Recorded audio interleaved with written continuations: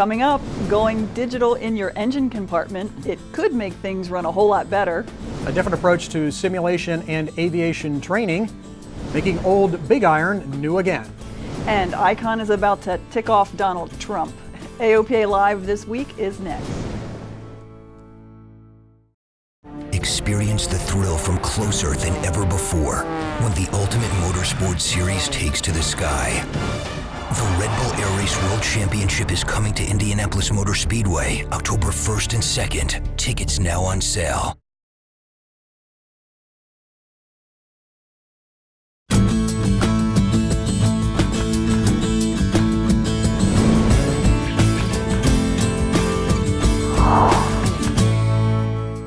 So many crashes. In just 8 years, more than 3,000 lives lost. Airplanes are falling out of the sky? That's the impression you would have gotten if you were watching NBC News Wednesday night. Hello, I'm Melissa Rudinger. And I'm Tom Haynes. NBC's transportation reporter Tom Costello did a number on general aviation. Everything he said was true, but the selective presentation of accident stats painted a picture much bleaker than truth. The NTSB reports an average of 250 general aviation planes crash every year, nearly 5 a week. And 417 people are killed, more than 1 a day. And that's almost true. The actual number of fatal accidents was 219 last year, but it ignores the larger truth. Well, the GA safety record, if you look at it over the long term, has improved significantly. In fact, in the past 30 years, general aviation accidents, fatals, and mid-airs are all down across the board. And while the NTSB continues to focus on general aviation, it spends less effort on areas that affect more people. General aviation is incredibly safe with very low numbers of fatalities. So if the NTSB were to shift their focus to another area within the transportation realm with significantly higher numbers of accidents and fatalities, they might see a better overall benefit. And more than any other industry, general aviation is driven to improve safety. So in addition to the normal Air Safety Institute safety products, we're also working closely with FAA to unblock the TSB information so everybody has traffic information right there in the cockpit. We're also looking at expanding proficiency centers like you see at Oshkosh and taking that program out to a wider audience. AOPA President Mark Baker talked to the NBC reporter after his story aired. Mr. Costello defended his reporting, but also said he would use AOPA and the Air Safety Institute as a resource in the future. And the NTSB says the FAA needs to do a better job on training air traffic controllers on how to handle light aircraft emergencies. The safety agency looked at a series of accidents where controllers vectored aircraft in distress into instrument conditions. In some cases, while the pilot said he was no gyro or had lost his AHRS, the controller didn't understand that that meant the pilot needed to get to visual conditions immediately or stay there. The NTSB recommended that controllers get simulation-based training to be able to better identify the problem and help the pilot. But the pilot can help too. In many of the accidents, the pilot didn't tell ATC exactly what he needed, like, I want vectors to the nearest VMC airport. You'll find some resources on emergency communications on the AOPA Air Safety Institute's website. We've been telling you for some time now that there could be ways to upgrade our legacy aircraft at significantly reduced cost. And that's to use equipment that's not certificated necessarily, but has already been torture tested in experimental aircraft. This week, Warren Morningstar takes a look at replacing the most antiquated part on your engine. Very, very different, very nice. Dave Hirschman is always trying things to squeeze more performance, safety, and utility out of his RV3. And because the RV is an experimental, he can do things you can't do yet with a Cessna or Piper. But he thinks you should be able to. Magnetos used to exist in cars, and they don't exist in cars anymore for some really good reasons.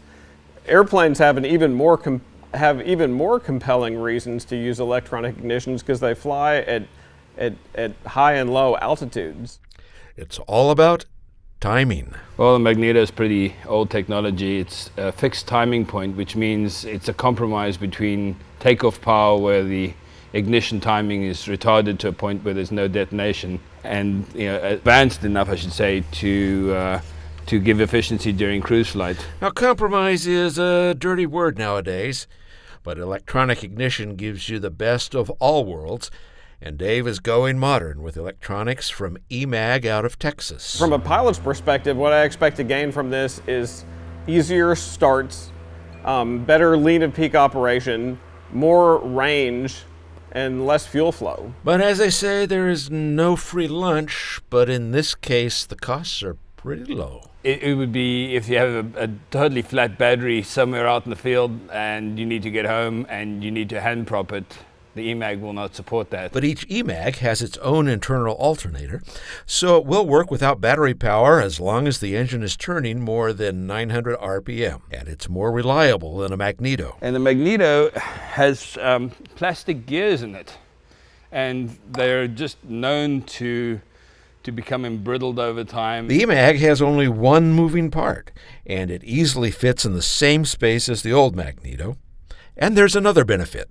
I always get a great amount of joy when I go out and buy these replacement automotive plugs. An aviation spark plug costs $45. The automotive plug, just $250. And they're better because the automotive plugs provide a bigger, longer lasting spark that burns the fuel more thoroughly and cleanly. So why are we still limping along on antique mags?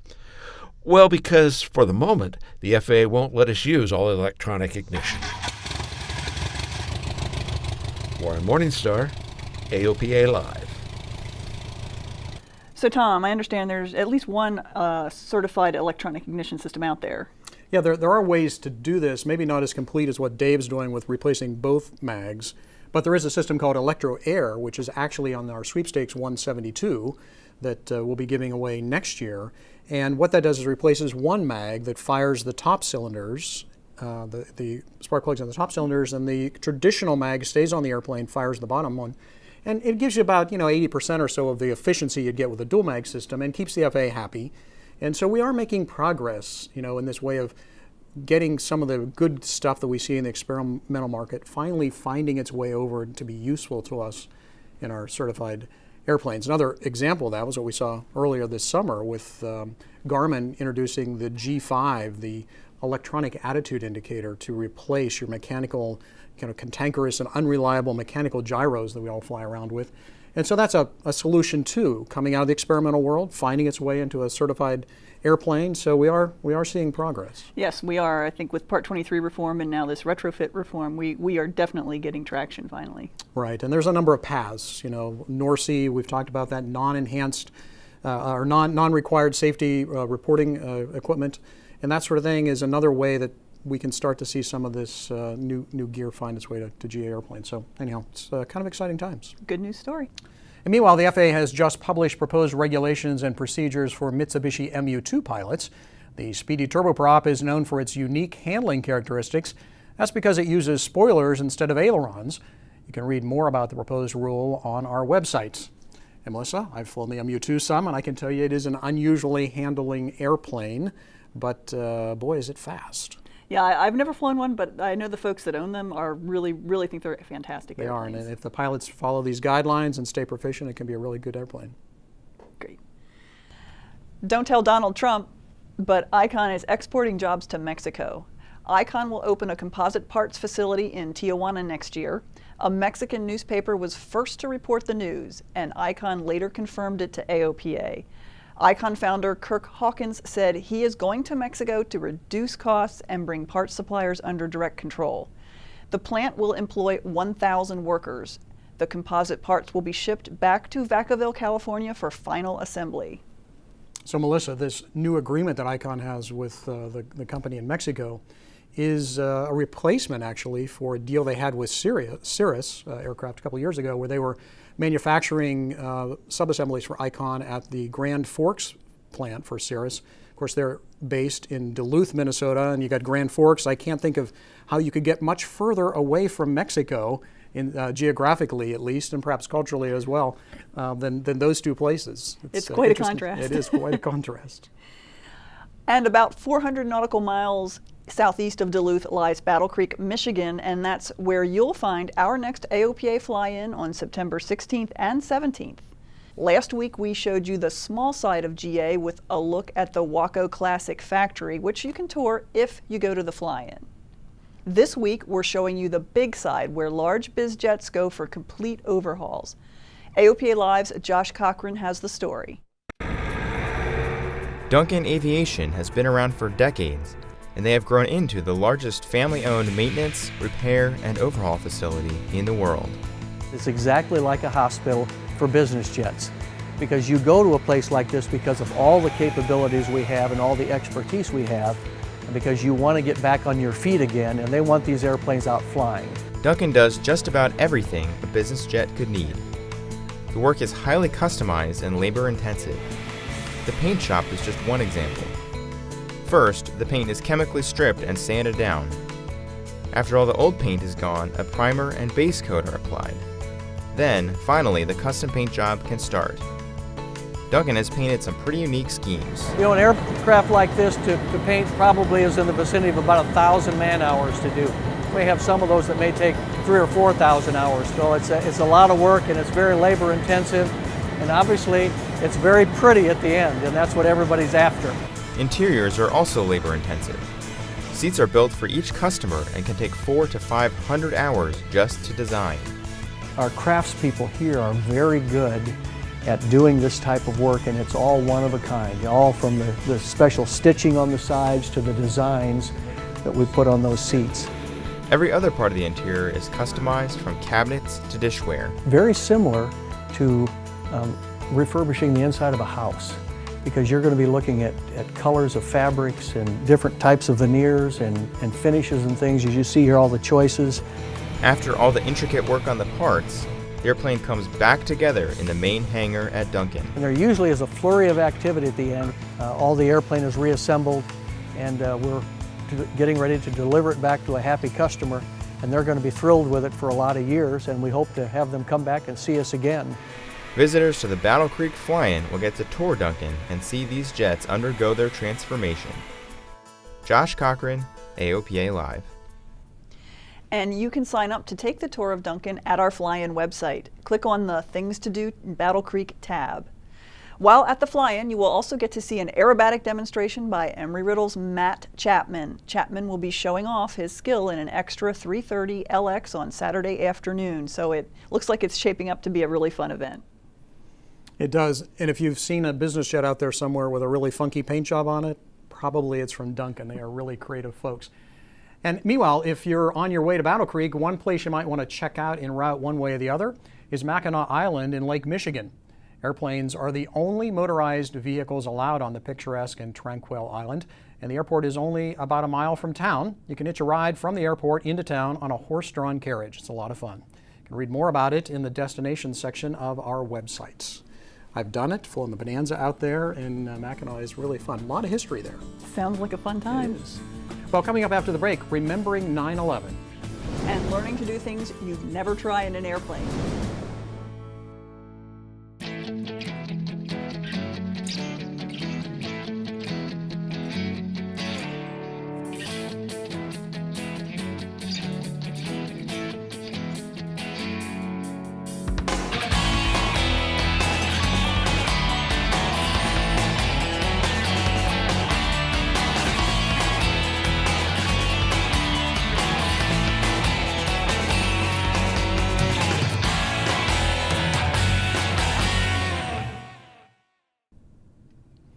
If you love the content from AOPA's publications, there's a new way to learn more about it. Hangar Talk is a podcast that takes you behind the stories we cover. This week, Ian Twombly and David Toulis take you back 15 years. When the terror attacks on September 11th, 2001 happened, AOPA immediately got to work to protect and restore our rights to fly. The point person on all that effort was none other than our own Melissa. Hangar Talk caught up with her this week to talk about that dark and challenging time and her role in turning it around. What we did the first few days, because VFR was grounded, I think, VFR was grounded actually for quite a long time if you talk Yes, it was. in Class B. Yeah. But IFR was restored in a few days, at least limited IFR. But in the meantime, what we did with our we were getting calls through a hotline. We had our war room in Frederick. We were batching these, I'll call it batching, these calls. I've got a guy in Oklahoma or, Seattle, wherever that's stuck, they need to go from A to B.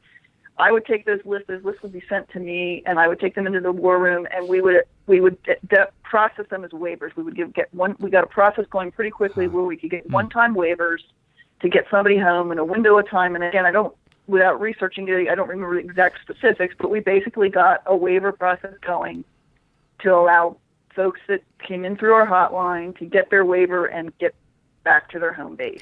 So you can find more about the podcast on iTunes or Google Play. And Melissa, that was a fascinating time. We were actually in the same conference room, learned about it at the same time, and then really both went kind of different directions. You down to the FAA, I was involved on the media side as we tried to kind of help be impactful and educating the media about what general aviation is, and also working with government, and you were embedded down at the FAA for weeks. Yeah, I know. We were actually standing and watching the same television when the second airplane hit, and the original report was it was a small aircraft, and so, but we knew, obviously, like the rest of the nation, that it was an attack, and I quickly was redeployed down to DC to their war room, and we really did a good job of not only getting folks home, but then working really for the next 3 years, almost full time, to restore access to what we call the new normal today. Yeah, boy, it's been amazing time and an incredible impact that it's had on general aviation. Well, and now turning to a subject we've reported on before, Elaine Harmon was finally laid to rest in Arlington National Cemetery. She served as a WASP during World War II and died last year. Her family fought for months to restore the right for WASPs to be able to have their ashes interred at Arlington. Wednesday morning, Elaine's ashes were placed there. Rest in peace. A legendary military airplane is retiring after 60 years of service. One of the few remaining F-4 Phantoms made its last unmanned flight over the desert of California. Since the late 90s, unmanned F-4 Phantoms have been used as targets for new weapons systems, and many have been shot down. The airplane on the last flight was not shot down, but it's being retired as F-16s are taking over the role as aerial targets. The F-4 will be retired altogether by the end of this year. And speaking of unmanned aircraft, AOPA has been selected to serve on the new RTCA Drone Advisory Committee. The committee will give recommendations on how to safely introduce unmanned systems into airspace above 400 feet, where most of us fly.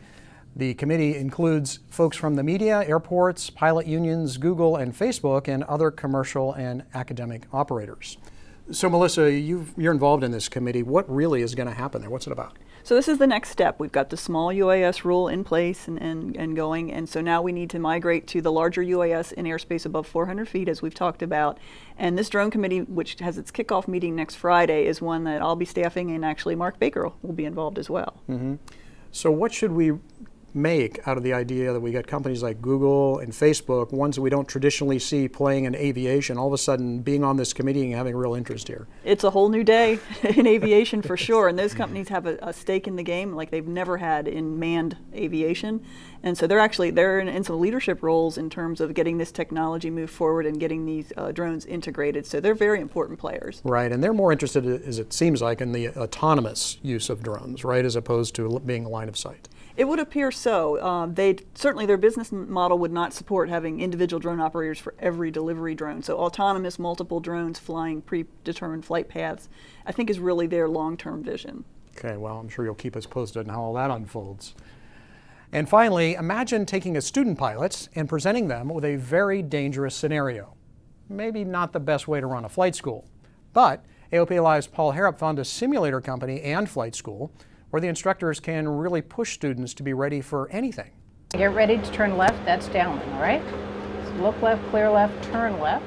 This is not an old school flight lesson. This one is thoroughly modern. We're going to turn about to heading north, okay? Modern Pilot Flight School near Seattle teaches people in approved flight training devices built by their sister company 1G Simulations.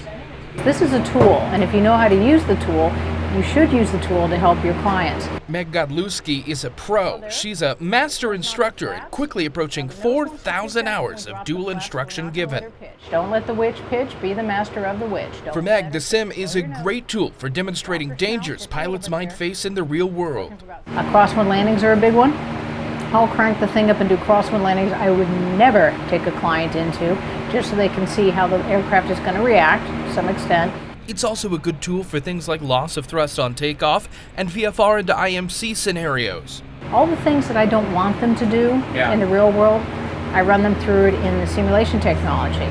1G's leaders hope that the technology can help lower the cost of flight training and make it safer. I think there's a lot of opportunity for pilots to save money throughout their training by utilizing flight simulation. There's certainly a lot of opportunity to produce and replicate scenarios that you would never do in the real airplane in a simulation. Paul Harrop, AOPA Live. 1G offers flight schools a unique deal. The company will provide the sim for free and only charge an hourly fee when it gets used. Find out more on their website. Too bad we don't have stuff like that when I was learning to fly. That looks pretty amazing and very helpful. A lot of fun, too. Well, that'll do it for us this week. Thanks for joining us. And we'll see you next Thursday.